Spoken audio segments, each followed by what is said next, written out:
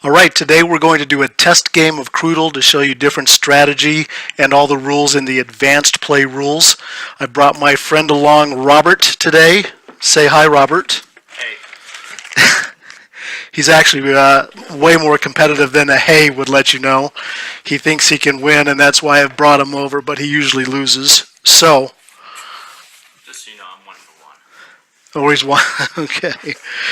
Just open up the box. The rules are here. We're going to set those aside because we know the rules. We've got the color tile distribution chart, which I refer to a lot because I'm old and I need the help. But it also lets me know what's available to play. Robert, if you will give us sets of those. The way Crootle is set up real quick, and I don't want to spend a lot of time with that, is there are 4 colors, yellow, blue, red, and green. He gets a set, I get a set, and the board gets a set. And while he does that, I will put, here, let's move this down just a touch. I will put the color tiles face down here, and we'll get right into the game. Okay, so we've got all the pieces upside down. I'm going to take a set of the 4 corner tiles, put them upside down in front of me. The board will go upside down. Of course, we're going to mix them up. I'm going to put 2 face down right in front of me, and I'm going to hang on to these 2, set them off to the side. We may need that for what's called a swap play, and we'll get into that. Okay, so Robert did the same thing. He kept 2, and now we'll mix up the boards. We'll put 1 on each corner of the board, and we can turn them all over, and we can now see our paths for the game. My path is going to be yellow to red, which is diagonal here, and Robert is going to go blue to red. Okay, I'm going to go first because I'm giving the narration and I expect to win the game. That's not really why. However, Robert's the timekeeper. He's using his phone, wherever you want to put it. And we're going to play for 90 seconds. This is round play. The whole game actually is to get to 100 points. Whoever gets to 100 points first wins. It generally takes, with 2 players, it may take 4 or 5 rounds. So on the first turn of a game, I'm going to draw 10 tiles and put them face up. 1, 2, 3, 4, 5, 6, 7, 8, 9, and 10. And then now that I have my 10, he's going to start the timer.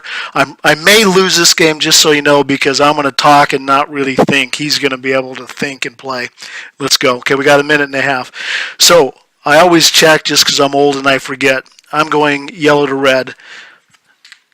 The whole trick of the game is to just match up the colors. These first few turns basically set up the board for what comes up next.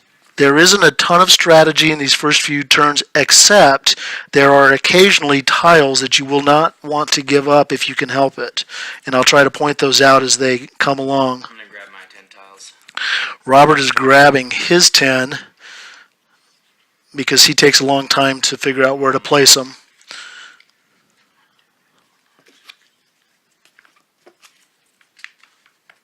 Now, if I can use these 2 up, how much time do I have left? Oh, here's a couple of cool things I'm going to show you. Okay, 25 seconds. Now watch this. I'm going to play this tile, and now I'm going to play this tile. So here's what happens. I just created a 4 square. If you can see that, there are 4 together. For that, I get 2 tiles, and because I used all the tiles in front of me, I get 5 more. 1 time per turn. Let me explain this, even if my time runs out. Well, the time ran out, if you'll shut that off. But let me explain what just happened. Anytime I make a 4 square, I get 2 more tiles. I can do that as many times as I can in my 90 seconds. Using all the tiles in front of me 1 time in a turn, I can draw 5 more. My time is up, so I have plenty of tiles to kind of look at what I'm going to do while he plays. But I also draw 5 tiles, 1, 2, 3, 4, 5, for the beginning of my next turn. Sorry, my turn. All right, Robert is going.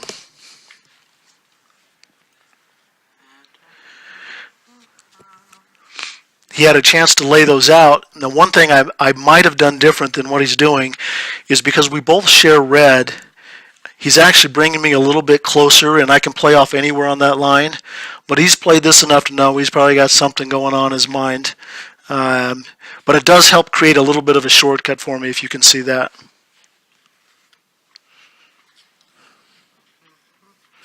And if he can use all 10, of course, he gets to draw another 5.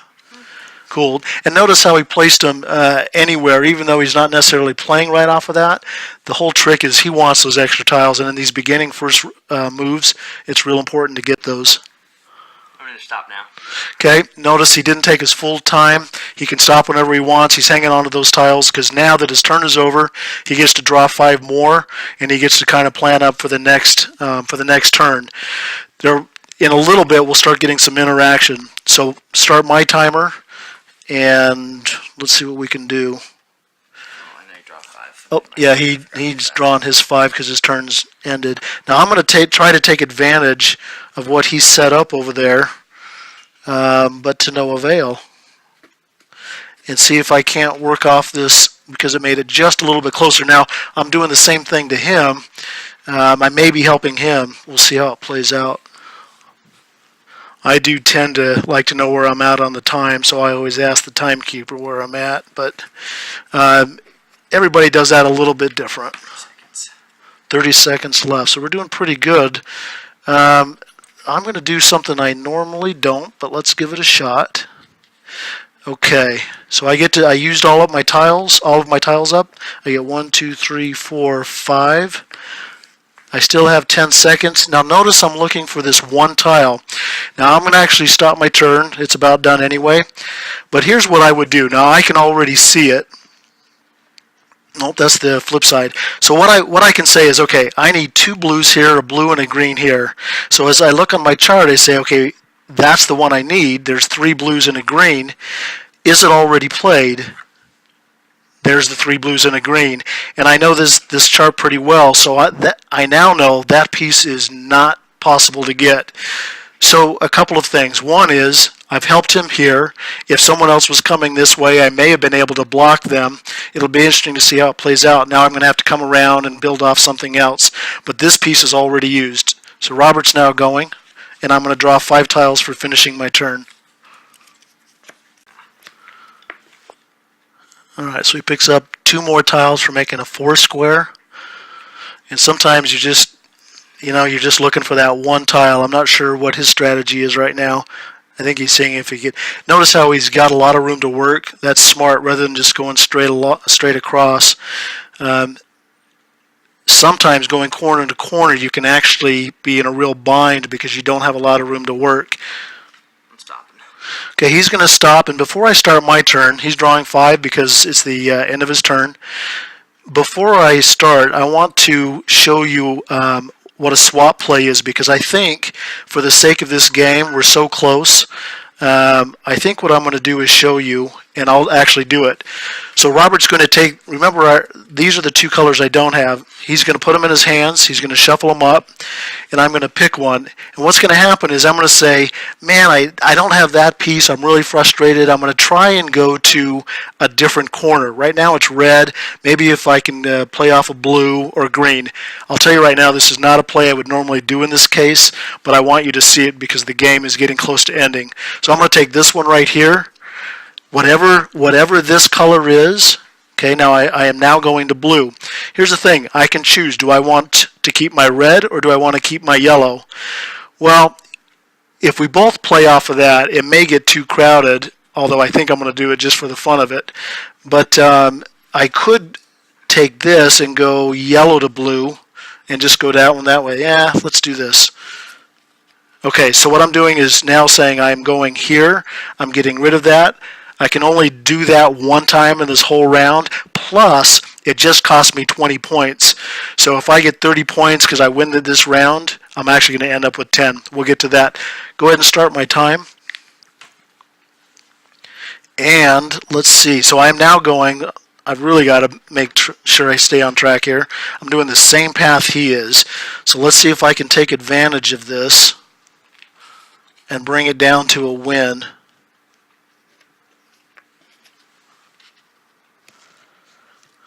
Okay, now I know that there's only one of these with all blue, so that's not going to help me or him. Actually, it may block him. I'm going to set that aside just for a sec.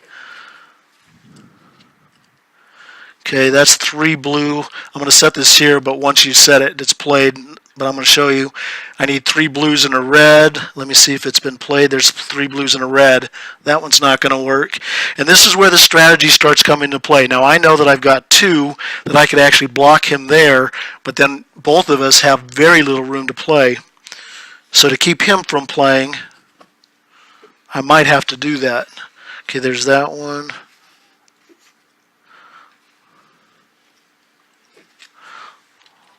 Let's try a different route. This is really going to make it tough on both of us. Okay, notice even though the green and blue match, here, let me get my arm out of the way, even though the green and blue match, the yellow does not. That is not a move that can be made. And I'm probably running out of time, so this is going to be...